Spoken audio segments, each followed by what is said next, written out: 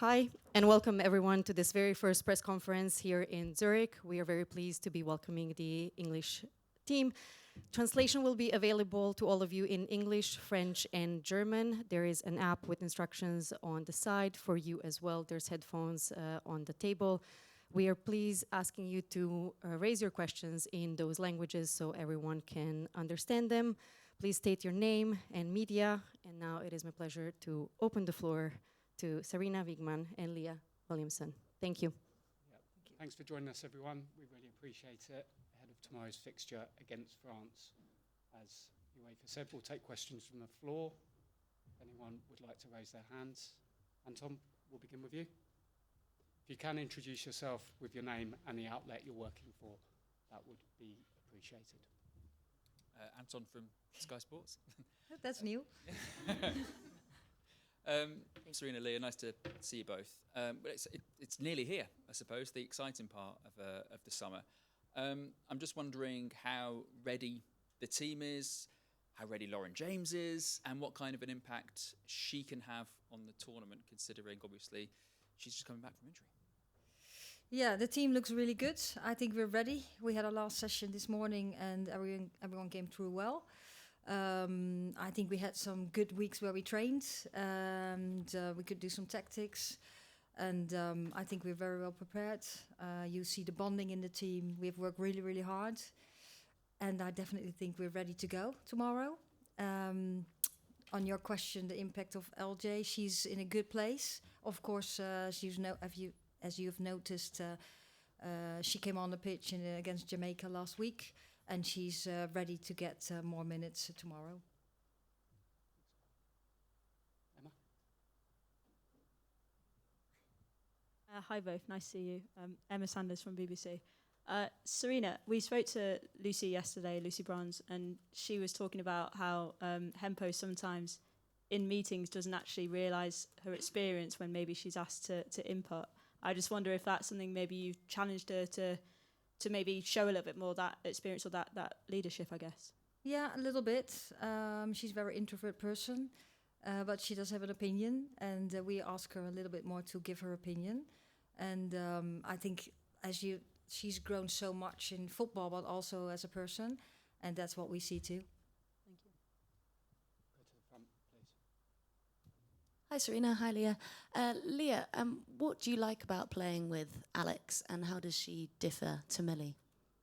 I think Alex is an exceptional ball player. She sees things that, not many do. She's always at such a high performance. I think when you play next to somebody like Alex, she demands so much of herself and then naturally of you too.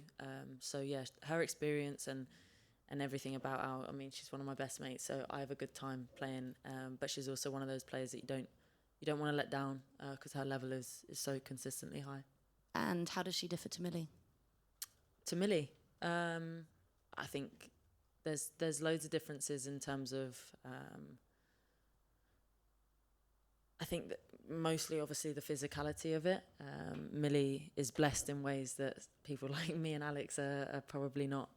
And she has those strengths, and I think, we have to do talk in a different way, I suppose. And it's Ian's last tournament as well. How has he helped you as a person and as a player? I think his football brain. He works so hard, and he's a very tactical man. He's got a lot of ideas about football, and he always challenges me. Sometimes he knows he pushes me sometimes because I go to bite at him. But yeah, he's been a great person to have around the team, especially in the Euros 2022. I think we all appreciate him for the role that he played and have done ever since. Super. All the best for tomorrow. Thank you. Just go behind. Thank you. Hi, both. One for Leah, Rachel Steinberg from PA in the UK. Just having missed out on the World Cup and having gone through that experience and that recovery, does it give you a new or different kind of appreciation for sitting here today on the eve of a new European Championship? Yeah, I've probably held some anxiety, I suppose, up until this moment, just because I wanted to be here and I wanted to be with the team. I wanted to experience another tournament for England. being away from home. It's special when you come to another country to represent your country, and just take everything in. It's a bit different to England in 2022. So I'm just taking everything in. I'm very excited, but also so much has changed. So I'm intrigued to come back and enjoy that tournament football.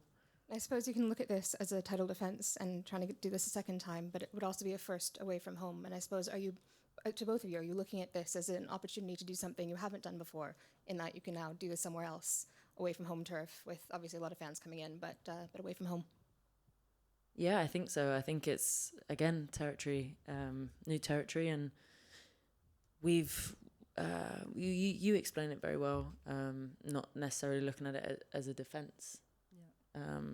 But a new challenge and a new opportunity to do something new. So we take any challenge that comes our way, but it's more about focusing on the day to day, and that's always a dream. Every team in the tournament has a dream, but I suppose nobody really connects to it. Amelie Stiefert at ZDF. Leah, a question. You've had quite a journey with your coach the past years. How would you describe her work? How is she inspiring the team? Sarina. Yeah. Just clarifying. I'm still here. We've always said from the start, Sarina is she's a winner. She doesn't like to lose. She wants to do things the right way. She's a good person. So it as a player, you want to respect the person that you play for, which we do.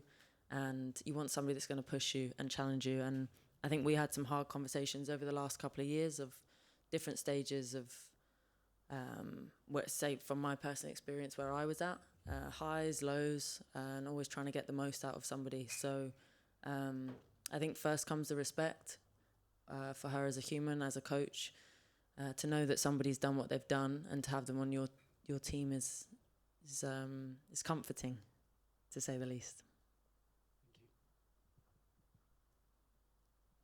If you would like to ask a question, please clearly raise your hand. Yes, we'll go. Thank you, Paul Saff from UEFA. For Sarina, you mentioned Millie Bright earlier, obviously a central defender that's normally there that is missing. Obviously for France, we've been so used to seeing Wendy Renard in defence for so many of these years. We've got a different central defence now. How much do you think that changes how France play, what challenge they pose to you, the fact that Wendy Renard is there, they have a different defence, different kind of lineup for this tournament? Yeah, I think they have played lately some games without her. She has not always been available. Of course, things have changed over time for them. And she's not in the team now. And yeah, I'm not in there. I don't have the context. And I was not there in their group or in their bubble. But what I see, like, she's an absolute legend. What I've seen, they have been trailblazers also with Le Sommer. They've been legends for France for the women's game, and they've been trailblazers, and and they still are, even though they're not here. Hi, Sarina. Hi, Leah. Kit from The Times. Sarina, can I just check on LJ? Would she be fit enough to start the game potentially tomorrow? Would it still likely be a roll off the bench like it was against Jamaica? Well, I'm not going to give you the lineup, but she played 30 minutes last week, so she can play more than that. So I think that will say enough. Okay, thank you. Thank you, Kip. We'll take questions this side. We'll go to Luke with his. You put your hand up, Luke. Thank you. Luke Edwards, Daily Telegraph. How do you feel about the pressure and the expectation? Because the Lionesses have done so well going right back to 2015, have reached the minimum of the semi-finals in every major tournament. How do you handle that expectation and that pressure? Well, actually, for me, it doesn't feel that different because it has always been there, high expectations. And we have high expectations for ourselves too. We just want to do really well. And yes, we know we're here and we know exactly where we want to go to, but we bring it back to we have to be the best prepared. We have to have the best game plans and, if necessary, to be able to adapt to what we have in front of us. I think the team is in a very good place. They're really well bonded, and we just we have worked really hard, and we will keep working really hard in every single game and every single training session, and that's what you can control. So that's what we're going for starting tomorrow. Hi both, Tom from The Mirror. Leah, you've got a lot of teammates playing their first major tournament. What sort of advice have you given to them? How have you spoken to them about preparing them as someone who's been there and done it before? I think the game's changed a lot since the experienced members of the team played there first, like, you know, the whole landscape of women's football. So we have to take into account those things when we do speak to them. But I think it's given them as much freedom to enjoy the experience, but know that they're ready to perform and sort of make their mark on the pitch, and just trying to find that balance. I would never want anybody to come and be so anxious it consumed them, but at the same time we're here. You know, it's different. There's lots of shiny things when you come to a tournament and lots of experiences to be had, but ultimately the main focus is on the pitch. And I think based off of training, and I'm sure Sarina agrees, everybody's focus is football first, which has been great, because I think sometimes with players that have never been to a tournament, this is probably me when I went to my first, you have to keep them in line a little bit because they get a bit distracted. But there's no fear of that with these guys. Thank you. Thanks, Tom. We'll take a question from the gentleman in the cap. Thank you. Bonsoir, Julien Froment pour la radio publique française Radio France. Une question pour vous, coach. Quel regard vous portez sur cette équipe de France qui est en train de changer de génération? On l'a dit, Wendy Renard n'est plus là, Eugénie Le Sommer n'est plus là non plus. Quel regard vous portez sur cette équipe de France? C'est bon? Non?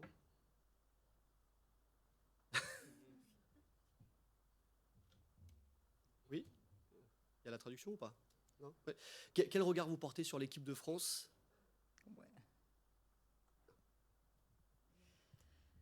I still think I think the French team is still very, very strong. They have young players coming through, and of course Wendy Renard is not there, and Le Sommer is not there. They've been great players for the team too, and the coach picked other players. I think they're very talented. They have showed already too, and it's still a very powerful, quick team that can play really well. Take a question at the back. Hiya, I'm Uma from TalkSport. I just wanted to ask, obviously it's been spoken about, a lot of pressure on you guys, but I wanted to talk about what it's been like in the camp.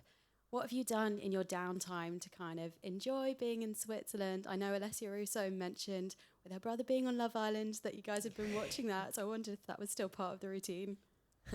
The team have worked really, really hard, the staff, to make our environment as much of a home away from home as possible. It's been lovely. Like lots of social spaces, and I mean, whether or not this deteriorates as the tournament goes on, you spend every day together, but we're spending quite a lot of time together as it goes at the minute. Lots of Monopoly deal, cards, different games. We went out on a boat trip just to see the city that we were in on the day we arrived, so it's been nice. And there has been Love Island watching. It's the discussion around the table at breakfast. But yeah, we're supporting Giorgio, and then just trying to spend time together and relax as much as possible. But the staff, I have to give credit to the staff. They've done an incredible job setting that up for us.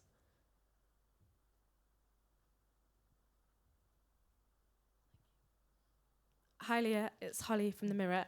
We've spoken to fans today who've been inspired to buy tickets after watching the Euros in 2022. And UEFA says that most of the games are sold out. So I just wondered, obviously, does the roar of the fans, does it still give you a rush when you're on the pitch and when you first walk out, even though you're an experienced player? And how much does it help you, to spur you on to try and get those wins? Yeah, we were talking about the atmosphere at Leicester. It was a great atmosphere, and we could hear them, and it does make a difference, especially in certain games where it's tight. You want to hear them. You want to know. I suppose also you sort of you acknowledge the responsibility that you have when people come to watch you. It's a nice pressure to carry in terms of people have come to support, so you give everything that you have for them. But yeah, it was difficult for family and friends to get tickets, which means England fans, I presume, have done their job well and secured them. So we're very excited to get in front of them, especially even in Australia, I was there to watch, and the English fans there to support. It was incredible. So we have good memories, and we always just want to respect that. I think when they look at us, they see a team that would give everything for them, and I think that's where, you know, they keep coming back for that reason, and I hope that continues. Thanks, Holly. Just in front of you, please. Oh, sorry. Thank you. Hi, Tom Hamilton, ESPN. Sarina, Leah just mentioned there how you've been emphasising that this is a new challenge and a new opportunity for the group. The players themselves have talked about New England quite a lot as well. Is that your way of sort of resetting this group and sort of drawing a line under previous success to kind of bring together a new challenge as a whole? Yeah, it was our way. I think we've spoken about it several times a couple of months ago, so where we're at. And the team has been a bit in transition, of course.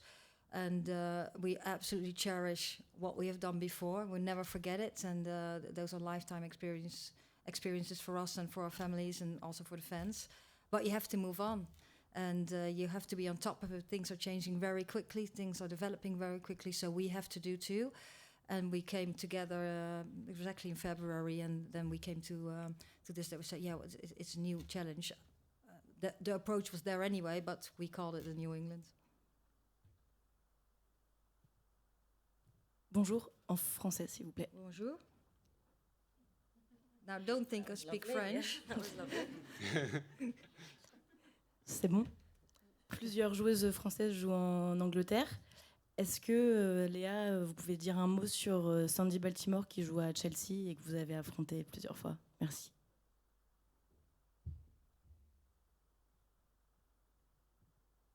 Yeah, I think I always liked Sandy as a player, watching her before she came to Chelsea, and I think obviously I don't know her as a person, but she's played a few different roles for Chelsea this year, and I think she's shown her versatility. I know that she's got an incredible shot on her, and she's a very skillful player. So yeah, I've enjoyed the challenge of playing up against her at Chelsea this year, and yeah, we'll see tomorrow. Any final questions? If not, we'll thank you for your time and we'll see you tomorrow. Thank you very much. Thank you. See you tomorrow.